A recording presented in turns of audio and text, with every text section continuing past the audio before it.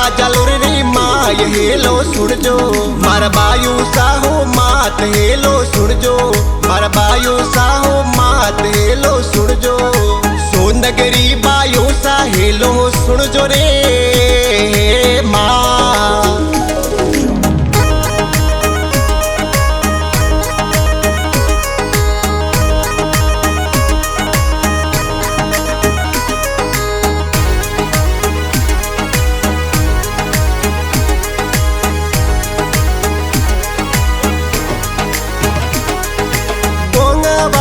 बनियो देवरो कोंगावा में बनियो देवरो ध्वजा फरुके समान हेलो सुन जो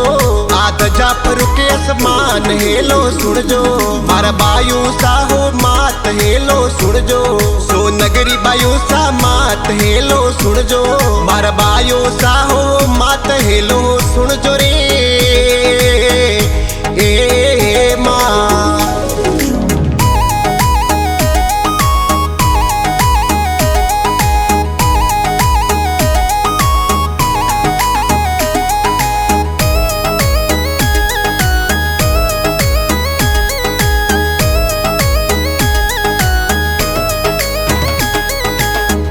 नगाड़ा नौपत बाजे ढोल नगाड़ा नौपत बाजे आरती ओरी माय हेलो सुन जो अरे आरती ओरी माय हेलो सुन जो मार बायु साहो माँ हेलो सुन जो मार बायु साहो माँ हेलो सुन जो ए सोनगरी बायु सा हेलो सुन जो रे ए माँ।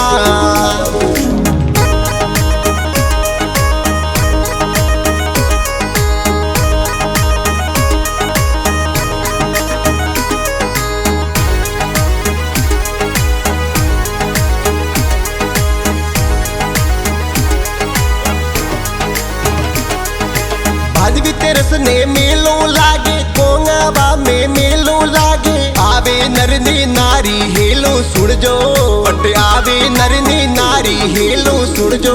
मार बायु साहो मात हेलो सुन जो सोनगरी बायु सा मात हेलो सुन जो मार बायु साहो मात हेलो सुन जो रे ए माँ।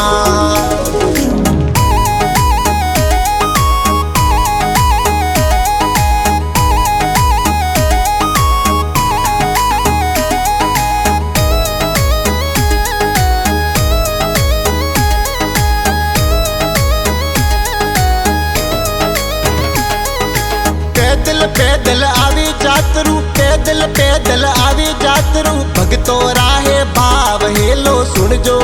ए भगतो राहे भाव हेलो सुन जो मार बायु साहो मात हेलो सुन जो सोनगरी बायु सा मात हेलो सुन जो मार बायु साहो मात हेलो सुन जो रे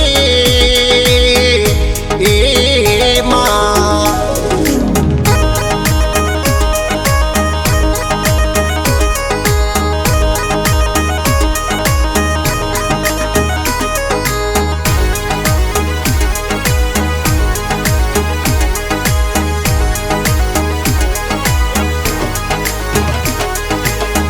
भगत आवे दूर दिसोरा भगत आवे पूजे जग संसार हेलो सुन जो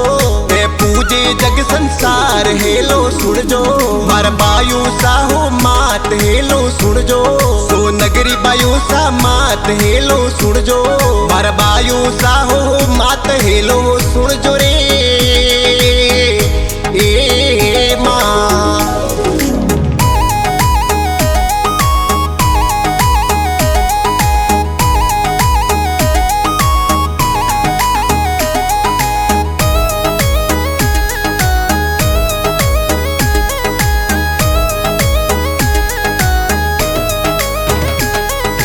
भरत माली महिमा गावे भरत माली महिमा गावे आवे शरणो रे माइन हेलो सुन जो